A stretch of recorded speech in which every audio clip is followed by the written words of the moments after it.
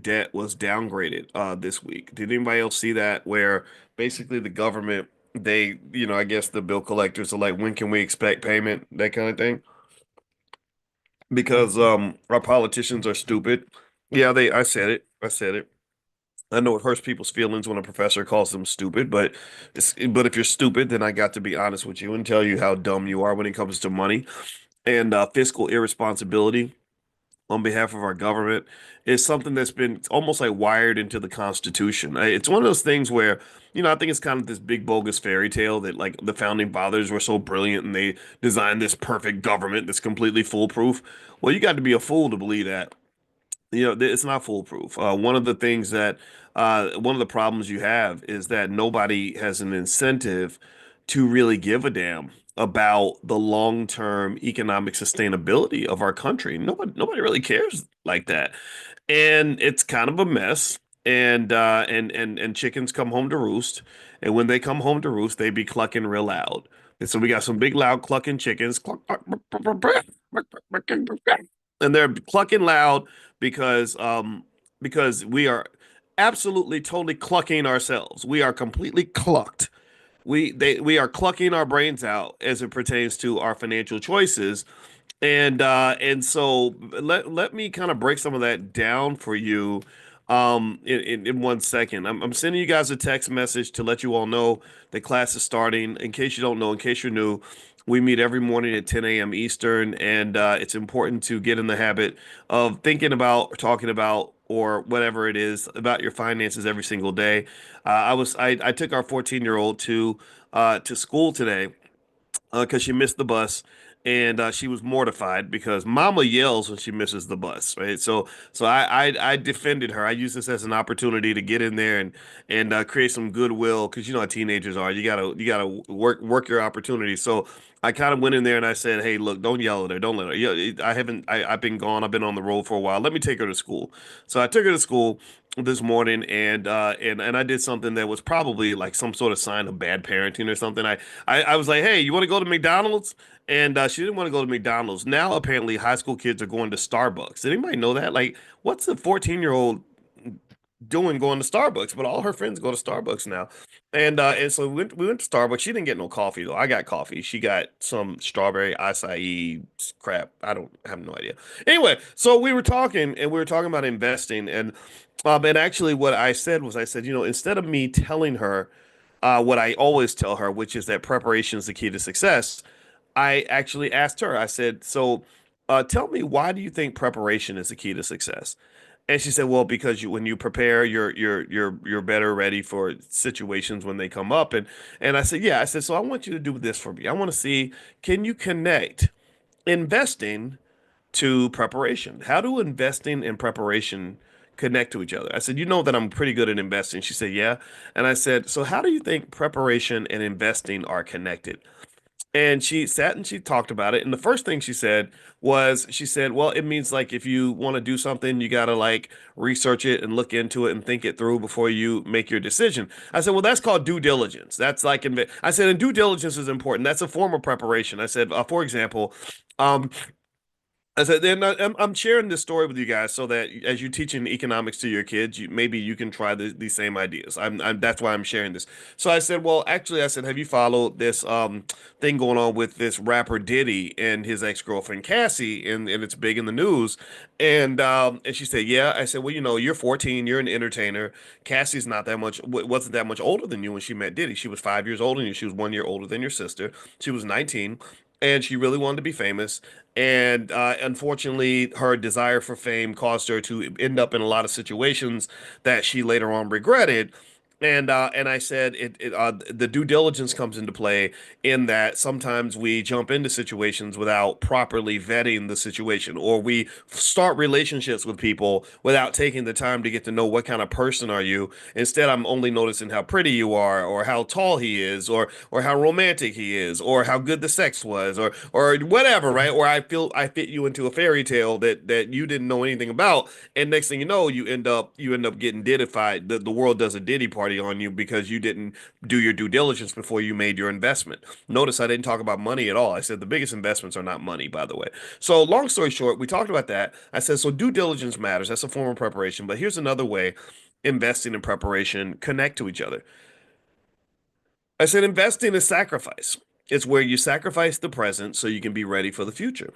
I said, so for example, let's say that you have a car, your car breaks down and you need $3,000 to get your car fixed. Well, if you're an investor, then you've prepared for that. You've been say investing consistently, and so when your car breaks down, you've got $3,000 that you can put into your new car or into your car to make sure it's running. I said, also, I said, did you know that people that are as old as your grandma. I said there are a lot of people your grandma's age who did not prepare for retirement. They didn't invest because they were 25 and thought they'd be 25 forever.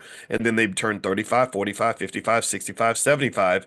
And now they have to, work full time. And I said, imagine Nana working full time at Walmart just to pay the bills. And she was like, "Ooh, I can't imagine that." I said, well, that's an example of preparation. That's where investing and preparation are connected. I said, now the reason I always lecture you about preparation is literally the number one thing I lecture the kids on, but I try not to lecture. I told her, this is a little trick. I did this today, and because I remember reading it somewhere, I said, instead of me lecturing her, I want her to lecture me. I want her to tell me why this works, right? So I put the ball in her court and I said, I need you to dribble it and dunk this thing, and I'm gonna sit in the stands and watch you make this basketball move. And she came back.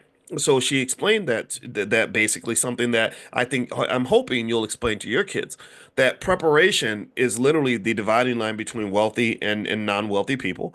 Preparation is the dividing line between people that are ready for retirement and those that are not. Preparation is the difference between those who are healthy and those who are not, because it's about what you've been eating, what you've been doing with your time every day. Preparation just kind of means everything, right? So that's how we kind of took a conversation about her missing the bus because she didn't prepare and turn that into a conversation about life. I said, I want you to just be prepared. I said, if you stay ready, you ain't got to get ready. If you prepare, then the world can't take advantage of you as easily. If you're ready for things, then when things happen, you say, "Oh, I've been waiting for you. Oh, disaster. Oh, come on in. I know you were coming. I knew you were on the way. I got your seat set right up here in the living room. You just sit right here, and I'm gonna go kick you in your ass." Right? So instead of not being prepared and saying, "Oh Lord Jesus, it's so hard to be black. Oh my God, it's so well, they hard. It's not really hard to be black. It's hard to be unprepared." If you're not prepared, give me a yes if you understand what I'm saying. If you're not prepared, then being black sucks. It really sucks even to be white if you're not prepared. It just doesn't matter because you just ain't ready, and everything is like another piece of trauma being slapped upside your head. So that preparation is a culture. Preparation is an investment. It is a form of risk management. It is a decision to make sure that I'm going to stay ready so I ain't got to get ready. I know that the problems are coming, so I'm going to prepare for them now. I told her, I said, it's just as easy for you to get ready to get on that bus at 6:45 as it is for you to get on that get ready for the bus at 6:40. I said, it takes the exact same effort to be ready at 6:40 as it took for you to get ready at 6:45. I said, the only difference is that if you get ready at 6:40, you're cool, you're chilling, you're at the bus stop, you're relaxed, everything's fine. You get ready at 6:45, you're screaming, you're running, you're stressing out, you're sweating, your cortisol levels are high. So I said, why not just give it the extra 5 minutes so you can just have a better life? I said I only bother you with this stuff because I love you. I don't like bothering people about their lives. I don't. I really don't. But I said, I know a couple of things, and I think if you hear a little bit of what I'm saying, I think we can get ready because life is a bitch when you're not ready. To give me a guess if you understand what I'm like. Life is terrible if you're not prepared. Life is hard when you are not educated about things. And life is hard when nobody warned you about things. Life is hard when you don't have any investment saved to get through tough times. Like life is hard when you're doing it alone. Life is hard when you're sort of stumbling and always recovering from one mistake from another. See, we're used to coming out the mud. We're used to seeing ourselves, I believe, as black people. And I'm gonna get back to the government debt thing in a minute, but this is just something that's on my mind. I hope it's okay if I share this. But I think that there's like this idea that we enjoy being seen as the people who are always like we're good for a real nice comeback story. We're always I met the editor of Essence magazine one time. I had lunch with her many years ago. This is the old editor. It was 12 years ago.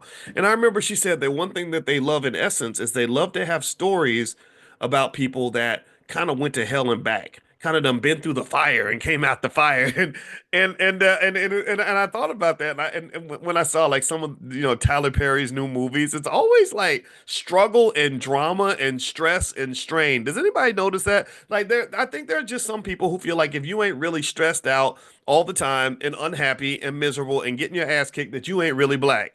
And I think that that's a problem because if you're too busy playing struggle nomics, you can never play power nomics. You understand? Like you can't you can't fly like an eagle and be beneath the water at the same time. There's no eagles that swim with fishes, and so you can't be buried in the mud and on the mountaintop simultaneously. So the more time you spend trying to get out the mud, the less time you have to actually fly. So stop thinking that you always supposed to be in the mud. Not only are you not supposed to be in the mud, but your children are not supposed to start in the mud. They're your children. If they start in the mud, that means you did something wrong. That means you didn't prepare. So, and the beauty of preparation and wealth building is that it's not even just about you preparing. It's about someone that loves you preparing for you. Like I'm preparing for her to help her prepare, but I need her to be prepared too. But I'm going to prepare for her preparation. Do you understand? See, because here's the deal: when you look at wealth as a relay race, instead of looking at it as a solo race, wealth becomes easy as pie.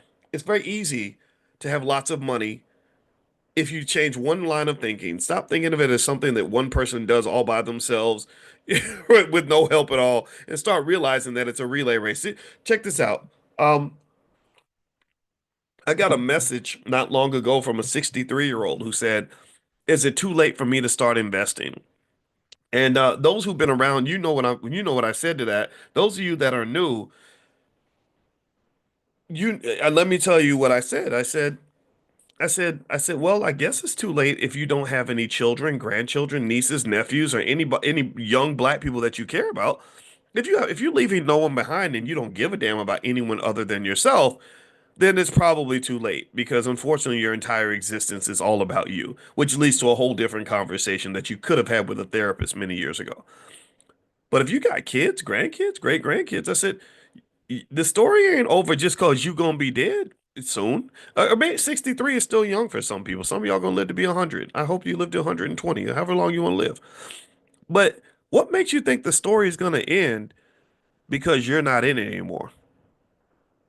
Are you that self-absorbed that you really think that the story ends because you're gone? Like, you think that the story of American racism is gonna disappear because you died? Like, oh, Sally's gone now, so we can stop being racist, y'all. Like, do you think that the story of American poverty is going to end just because you're gone?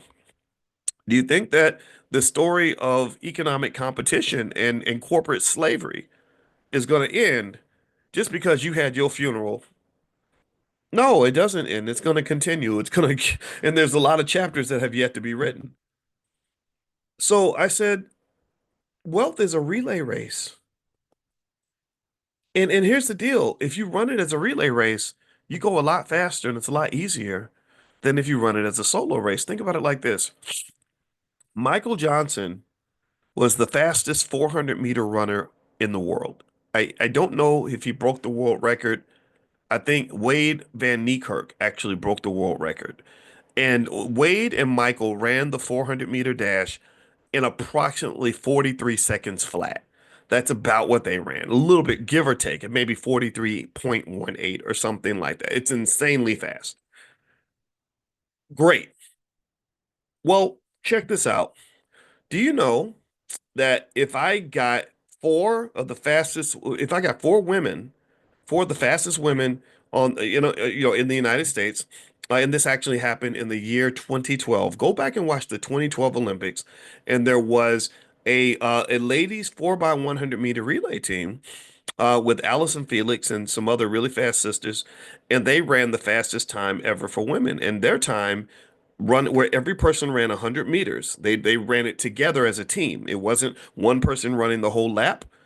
which is what you do on a 400 meters. It was one person ran 100 meters, and then when they got tired, they gave the baton to the next person who ran 100 meters, next person ran 100 meters, etc.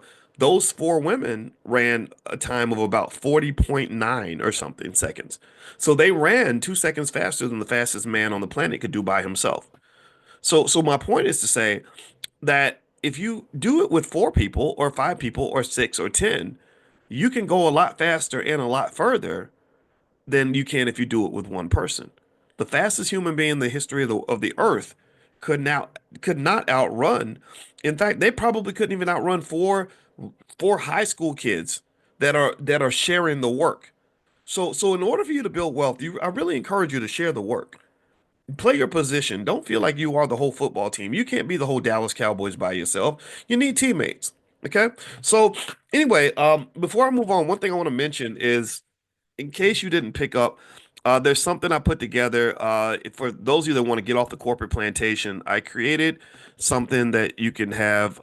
It's basically what we call the Dr. Boyce game plan for getting off the corporate plantation. A lot of you, I was talking to. I was talking to little Taylor today, and I said, "Yeah, when I was at Syracuse, I realized at that time I shouldn't be working for white people. But then again, honestly, I probably shouldn't be working for black people. I don't think I was just built for to be anybody's employee. And so I created something that kind of like can get you started on that path. I'll share that link with you, and you guys can feel free to take a look. I already texted it out to you. And if you're not on the text list for the class, make sure you get on there. Text the word morning to the number 87948. So text morning to 87948. And also, we're doing stock market class tomorrow at noon. So if you want to follow what's going on in the markets, there's a lot of good buying opportunities pretty much all the time, and you can sort of join us and find out what we're buying and stuff like that. So I'm going to find this now, and I'll put this in the chat so you guys can have it and do with it as you wish. Here we go. I found it right here. So I'm going to put it in here, and you guys can have this. And all right, and also tomorrow, the team has mentioned to me that we believe tomorrow or the next day, the passes for the All Black National Convention will be available. And we're super excited about the All Black National Convention this year. There's going to be thousands of people there, and this is where all the B1 people in the world come together and just love each other and build together. And we have panels and workshops and training on anything that you want. It's going to be in Atlanta at the same time as InvestFest, actually, which is another amazing event. And so that's going to be the weekend of August 24th. And this year, six African presidents are coming to the convention this year. So we're going to have six African presidents. So we're connecting across the diaspora. I believe deeply in being African American and the uniqueness of our power and foundational Black Americans. I believe all of that, but I also believe that Africa is ours too, and that there are powerful partnerships that can be formed across the globe with us, where we work together and we find ways to be successful. Alliances and coalitions is how you build economically. You don't build with extreme isolationism. And so I encourage you, if you are afraid of Africa or you think Africa is this big, worthless, ugly continent that has nothing good going on, I encourage you to change your thinking. We're actually doing a delegation to go to Ghana this summer. And so if you want to travel with us to Ghana, my wife is going. I'm going to try to bring the kids. Hopefully they'll come too. And that's going to be in July. So if you want to get information on that, just text the word travel to the number 87948. So text travel to 87948. Now let's talk a little bit about this government credit rating situation. It's really interesting. So basically what happened was that the credit rating agencies came to the United States and pretty much said that you suck. You guys are sloppy with money. You're just crazy and ridiculous, and I'm here for all of it. I agree with every bit of it. So basically, on May 16th, Moody's, who is the debt rating agency, they downgraded the U.S. credit rating from AAA to AA1, citing a decade of rising government debt and interest payments ratios significantly higher than similarly rated sovereigns. Right, so similarly rated countries pretty much have ratios that are better than the United States. So we now, has this happened before? Well, in 2011, Standard and Poor's downgraded the U.S. credit rating from AAA to AAA or AA plus. citing political dysfunction during debt ceiling negotiations and concern over rising deficits. In 2023, Fitch downgraded U.S. government debt from AAA to AA plus, pointing to repeated debt ceiling brinksmanship, rising debt levels, and governance challenges. So, in fact, there was a near default on U.S. government debt in 2023, and that's a problem, right? So effectively, the Republicans right now are trying to pass a tax cut package, and the government's pretty much in the hands of the Republicans, so they have to take full responsibility for whatever shenanigans are happening in Washington. And what's happened is that it's really interesting because the Republicans are the ones who always say we're spending too much, we're spending too much, we're spending too much. Well, the problem is that when they went through the budget and everything else, the deficit's going to increase like dramatically as a result of what they're trying to pass through. And so this tax cut package, basically Moody says this is going to add another 4 trillion to the federal deficit over the next decade. And so this is a big issue, and I don't know how Trump's going to deal with that. But this is the reason why the credit rating was reduced. Now, what are some reasons you should be concerned, or what would this sort of cause to happen in the economy? Well, number one, this increases risk of what is considered to be the risk-free government debt.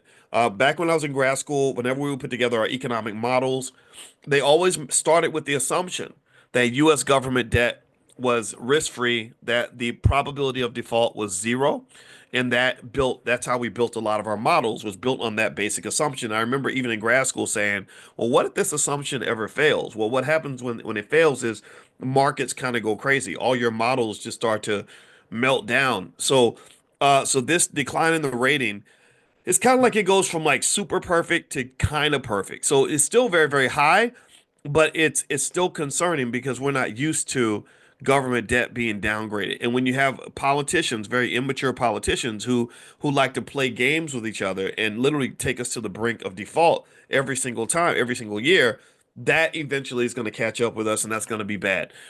Investor confidence is declining because now all three debt rating agencies, Moody's, S&P, and Fitch, have pretty much reduce the U.S. Government's debt rating. And so what's happened is that global investors now they'll still invest in the United States. They'll still do it, but they're going to demand a higher interest rate. So what that means is that we're now going to end up spending even more money in interest than we did before. In fact, I think the U.S. spends more money in interest on its debt than it spends on Medicaid or something ridiculous like that. It's absolutely crazy. Also, higher yields that can lead to higher borrowing costs for consumers. So when the basically when what they call the risk-free interest rate, the rate on government bonds goes up, it ends up causing all interest rates to go up throughout the economy. And the bigger issue, in my view, is this political gridlock. The fact that the politicians fight every single time, and none of them has any incentive to care about what happens to the United States 10, 20, 30 years down the line. That's the thing that concerns me the most. Nobody, in Washington, in my opinion, really gives a damn about the next generation. No, nobody. They're really not thinking about the kids. They're thinking about trying to get reelected, and I think that that's just terrible. I don't think that's how you run a country. Eventually, that's not. I mean, that's not sustainable, and eventually, you're going to pay a price for that. And so, this, if you ask me, like, well, why do I think that the U.S. government could collapse in the next 100 years or so? Is because you can't keep doing this. This is just ghetto. Like, this is just tacky. It's ignorant. It's ridiculous, and it's not. And all these so-called brilliant founding fathers were supposed to have, who made this amazing document called the Constitution that is completely flawless. That's a bunch of crap. That's not true. We really shouldn't have a government structured where people only have an incentive to care about the country for the next 4 years. All right. So here are some stats about the U.S. government debt that'll probably blow your mind a little bit. And actually, by the way, I do have a Spotify podcast. So if you go to Spotify, look up Dr. Boyce Daily, or just look up Boyce Watkins or something, you'll find my podcast. I did an episode about the debt this morning, and you guys can go check that out. I did that, when I was at the gym and stuff. And you can kind of hear some more sort of breakdown of this, and I did some other things as well. So I think you guys will like that. So go to Spotify, look up my name, and you'll find it there. So here's the first thing about the U.S. government debt. Number one is $34 trillion. Now, if you want to know how that translates into how much you owe personally, that's about $100,000 for every single American. So every single person in this room owes $100,000 thanks to your government.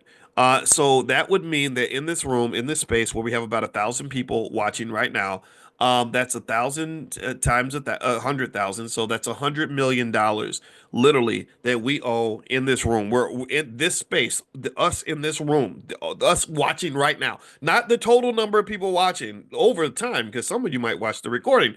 No, the people watching right now, we owe $100 million because of the government. That's crazy, right? That's just crazy, right? That's just like holy cow, right? And if you add up all the people that will eventually watch this class after we're done, who might come and watch the recording, it becomes closer to $1 billion. So just us, $1 billion, just us. So this is a problem. This is not good. What else? Let me give you some other stats. I'm sorry, my allergies are kicking in, so please forgive me. Number two, interest alone this year could hit $1 trillion. So the government could end up paying $1 trillion in interest this year, which is insane. The debt to GDP ratio is now 120%, which means the U.S. now owes more than it produces in an entire year. So that's like if you make 100,000 a year, but you're $120,000 in debt. Does that make sense? That means you need to fix something. You need to cut back, but the government doesn't cut back. They only go forward. They add $5 billion a day to the debt. $5 billion a day, which is insane. And also, foreign nations own about $7 trillion of U.S. government debt. So countries like China and Japan own a ton of U.S. debt. Asian people collectively, on average, they tend to save. Americans, unfortunately, we tend to spend. So the countries where they save money, they say, okay, well, where do I put my money? Oh, let me invest it in America and loan these goofy Americans some more money so they can go shopping, and I'll just own these assets for my family that will pay me interest for as long as I own them, right? So if you remember when we talk to our kids and we have our Black Business School for Children, we talk about the POISE model. POISE stands for things you want to be in this economy. POISE. Write this down. Producer, owner, investor, saver, entrepreneur. So you want to be a saver. You don't want to be the spender. You want to be the entrepreneur. You don't just want to be the employee all the time. You can be the employee and the entrepreneur. So if you want to know my ideal scenario is that, look, if you have a job, keep your job. If you like your job, keep it. If you hate it, you should quit. But if you love it, keep it, and then just get you a side hustle so you can decide when you're going to get a raise instead of waiting for your boss to decide whether or not you deserve a raise, right? So if you're a producer, an owner, an investor, a saver, and an entrepreneur, you're going to be in a better economic position than somebody who's just an employee. That's just the reality of it all. So really, this is something that isn't going to go away. It's because our politicians are just not that smart. Also, they just truly don't care. And what's really interesting too is that when you look at studies, what freaks me out about these, congressional types, and this is where the government and the economy and all that stuff is kind of rigged. I mean, if you ask me if I think it's rigged, I mean the answer is like not just yes, it's actually hell yes. And if you look at the average net worth of a politician, or basically of a U.S. senator. Let's look at U.S. senators, right? And if you look at their average net worth and average salary, there's a really big gap between how much money they make and how much they're worth. Like it's kind of weird. It's almost freakily um, disturbing about how big the gap is. Did y'all know that the average U.S. senator, check this out, pay attention, listen to this. The average U.S. senator makes about $174,000 a year, right? Pretty good. You can live good in D.C. on 174. Guess what the average net worth of a U.S. senator is? $15 million. $15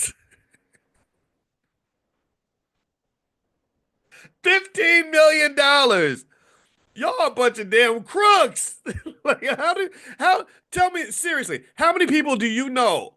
How many people do you know who make $174,000 a year that are worth $15 million?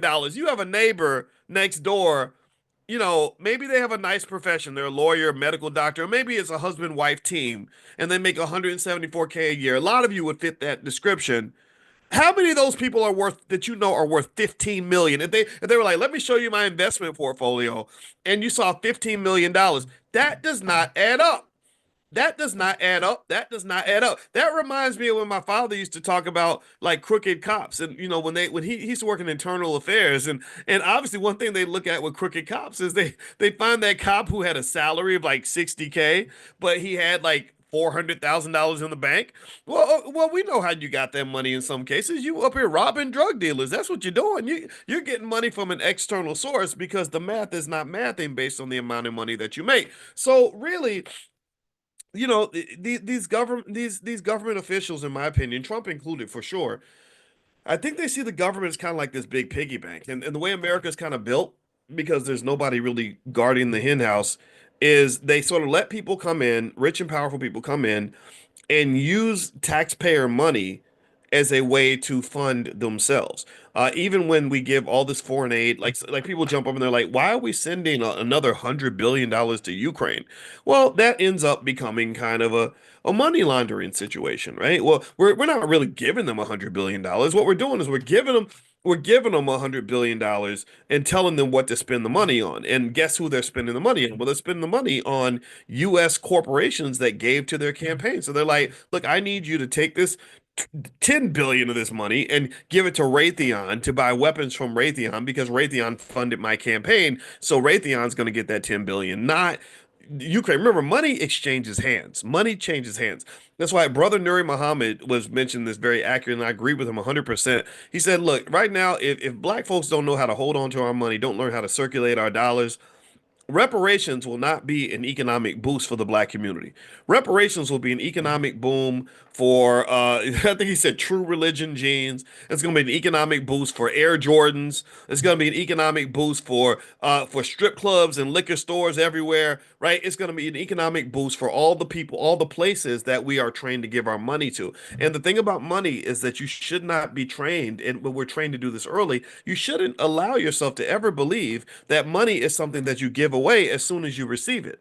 That as soon as you get it, your job is to spend it, and that's it. That's the first thought. Because what you're basically doing is you're giving your power away. In America, money is power. So when God blesses you with an opportunity to have a little bit of power, you hold on to some of that power and you build that power so that you become powerful. Do you understand? That's where powerful people come from. But if every time you get power, you give it away. Every time you get an opportunity, you throw it in the toilet. Every time you get a dollar in your hand, the dollar is gone as quick as you got it. Well, then you ain't never gonna get no power. Your dollar's gonna run through your economic body like Mexican food. It's like you eat it and it goes in the toilet just like that. Well, and then you wonder like why you're always hungry. Well, you're always hungry and you're always starving and you're always begging for someone to feed you because you don't know how to retain any of the money that comes into your hands. We don't do that. We spend like crazy because we're trained to be consumers. This is a psyop. It's a brainwashing operation. This is what makes the American economy go. So the American worker, the hardworking American who doesn't have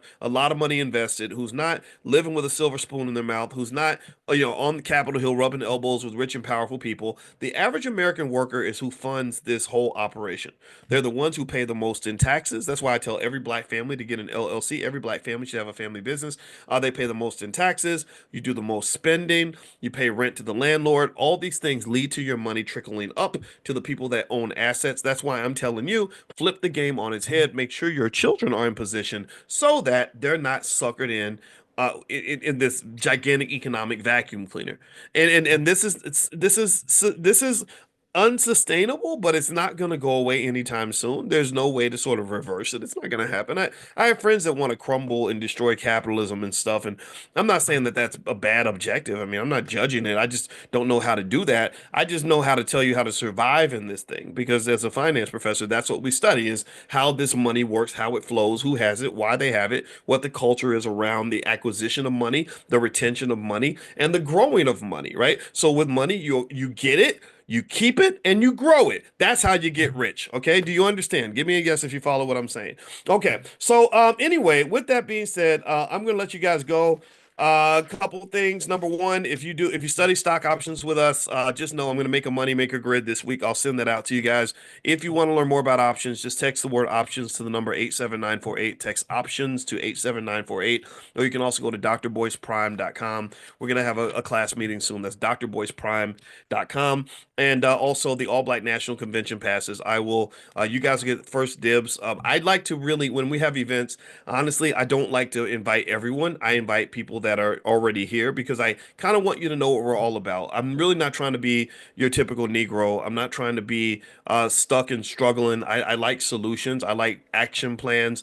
I've studied this thoroughly, and I fully know that everything that we're trying to overcome or accomplish, it's easy to fix it. We just have to be committed to the solution. I get tired. I don't know about you. I get tired of seeing us losing all the time. I went when I went to Detroit this week to speak at the Daylight Christian Center on 7 Mile Road. I was really sad when I was driving through our neighborhoods and I'm just seeing nothing but devastation, abandoned buildings, healthy black men sitting on the corner, just, struggle, poverty, danger everywhere. And I'm like, who's fixing this? Whose job is it? It's like going into a gas station bathroom or a restaurant bathroom and there's like pee on the toilet and there's garbage on the floor. You're like, whose job is it to clean the bathroom? And nobody, it's no one assumes it's their job, right? So the bathroom stays funky because nobody's cleaning up. Well, whose job is it to fix all these things? Whose job is it to deal with the fact that I saw no less than 40 abandoned buildings on my drive through Detroit to go visit somebody that I care about that lives in that city? Whose job is it to deal with the fact that so many of our youth have nowhere to go, even though they have lots of energy and intelligence that could be applied to generate wealth for the entire community? Whose job is it? Whose damn job is it? Because I can tell you who ain't doing the job. It ain't no damn politicians. And what drives me crazy is I hate it. I just realized I have a probably what could be defined as a mental illness, but it's an extreme frustration I have is I hate it when there's a glaring problem and I take the problem to someone and I say we got to fix this and they give me a stupid answer. Right? Like I'll give you an example. There was this white lady I met when I was 20 years old and I was doing an internship with GE. And I remember I said, "Yeah, this isn't right. That black people have so much poverty and violence and and all these other things we have to deal with. That's just not fair. We got to fix that." And I'll never forget. I remember the lady said something like, "Well, it's not about race. It has nothing to do with race. What we have to do is we have to end poverty. We have to if we end poverty, then all this will go away." And I was like, I remember, I never forget. I felt like the weight of the world was on my back at that moment. I was like, you mean I gotta go solve poverty before I can fix my own community? I gotta fix like I gotta make sure every poor person on earth is like better off. I don't know how to fix poverty. I don't know how to do that. But you know what I know how to do? I know how to fix my damn family.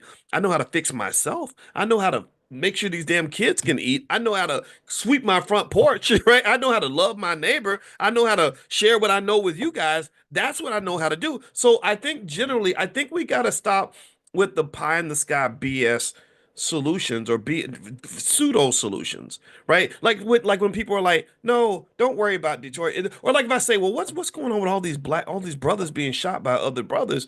And then I go and I hear somebody says, "No, no, well, black on black crime is not real." I'm not I don't I'm like, well, what do you call it when I know several black men who've been murdered by other black men? Maybe we don't label it as black on black, but it's like, do we call it like just I see dead people? Like, what do we need to label this for you to stop playing with my damn head? I don't like that. I don't like when you play. I'm not a stupid man. I can tell when you are BSing me, and I'm like, so you're telling me that black on black crime is a complete illusion? That every little dead black girl in Southside Chicago just she never existed. It never happened. It's not real. That's nonsense, right? So again, I don't care what you label it, but I want it to be fixed. I don't want a 14-year-old boy or girl to literally have to go to school every day, wonder if they're going to get killed that day. I don't think any black high school child should be like to get to high school graduation and be naming a list of all their friends or all these RIP shirts they got in their closet because of how many friends that they've lost by the age of 18. You're a kid. You're supposed to enjoy life. I went to a suburban high school graduation this weekend. Not one single child there had a picture of their dead homie on a t-shirt. Not one. So why is it that this is happening? Get to the bottom of this shit before I do, because it's making me mad when you're lying to me about it. So my point is to say that when you're talking about this whole wealth thing, let's circle back to the economics. So you don't think I'm talking about any and everything, although it's all related to the economics. I still wonder about all those abandoned buildings and abandoned plots in Detroit. Whose job is it to fix it? And I refuse to give support or power to anyone who is claiming that this is your jurisdiction, right? You're a politician. This is your hood, and your hood looks like trash. Well, that might mean that whatever you're doing is trash. You're not getting the job done. So somebody has to get the job done, because white neighborhoods, middle class neighborhoods are nice because somebody took the responsibility to fix it. There's neighborhoods you can go to where nobody gets killed, everybody's happy, the streets are clean, there's businesses everywhere, everything's functional and working and wonderful and nice. Who did that? Whoever's doing that, I maybe those are the people that need to be running our neighborhoods, because I don't understand with the 1.8 trillion dollars that we blow every year, why we can go through our neighborhoods and see the exact opposite in so many cases. Other than some places, obviously, Prince George's County, stuff like that, I just think we can do better. I think we need a different economic model if we're going to be successful, and you have to have the courage to pursue that. I'm not telling you what your politics needs to be, but when you keep doing what your mama did and your granddaddy did, or whatever, and that where they just sit back and pray about it, or wait for the politicians to do something, we know that that's not going to work. We have to do something. And here's one thing, since so that I don't sound like I'm just ranting. I am ranting. I'm not gonna I'm gonna admit I'm ranting. But in the middle of my rant, let me give you a solution. Here's the solution. This part of the solution is raising young people who are trained to give a damn about their community before they care about anybody else's. Raising young people who have the skills and the toolkit to actually fix the community. That's going to require you to do some heavy lifting, which means you're going to have to you're going to have to have a revolution. You're going to have to have a revolt. You're going to have to bust down, kick down the doors, flip over the tables, and just say, we're taking over this educational process. You're putting these kids in these schools, and they ain't learning nothing that's making them an asset to the community. They ain't learn nothing but how to play basketball. We need kids to learn how to set up the plumbing. We need them to know how to do the construction. We need them to be able to go buy an abandoned plot of land that you can buy for $20, and go and put a building on that property that looks nice so that the people in that neighborhood can have their self-esteem back. There shouldn't be abandoned plots. There shouldn't be abandoned buildings. There shouldn't be all this boarded up crap that's only going to make me feel sad and feel like being black means being a loser. That should not exist.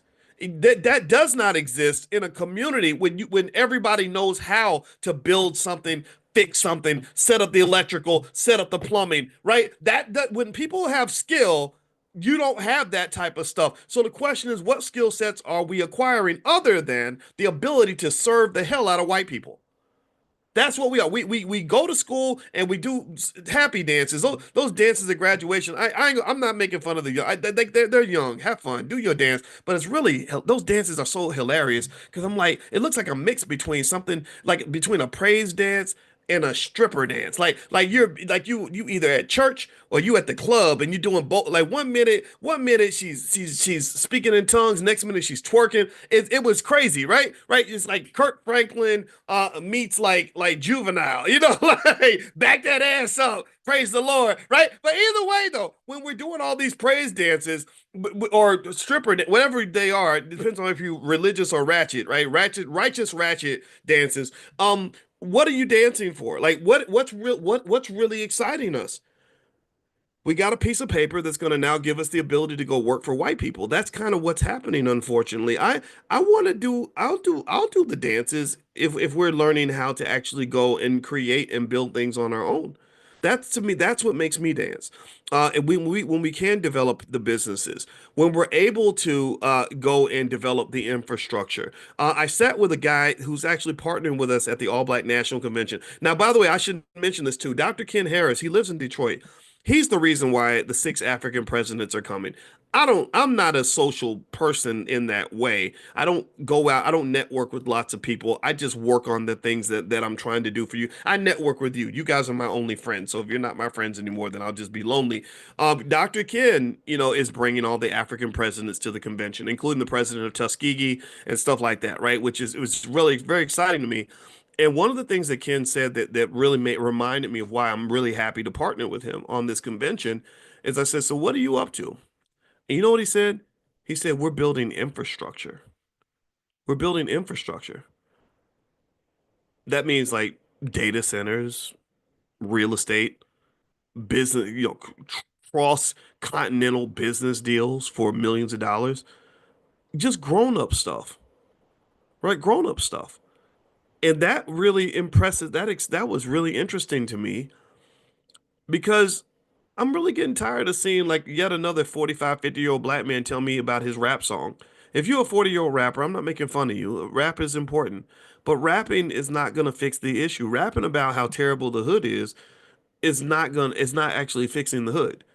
Right? Like you should rap about it. Rap about how bad it used to be, and then rap about how you went back and fixed it by building apartment complexes and grocery stores and food deserts and built a mall and stuff like that. Rap about that.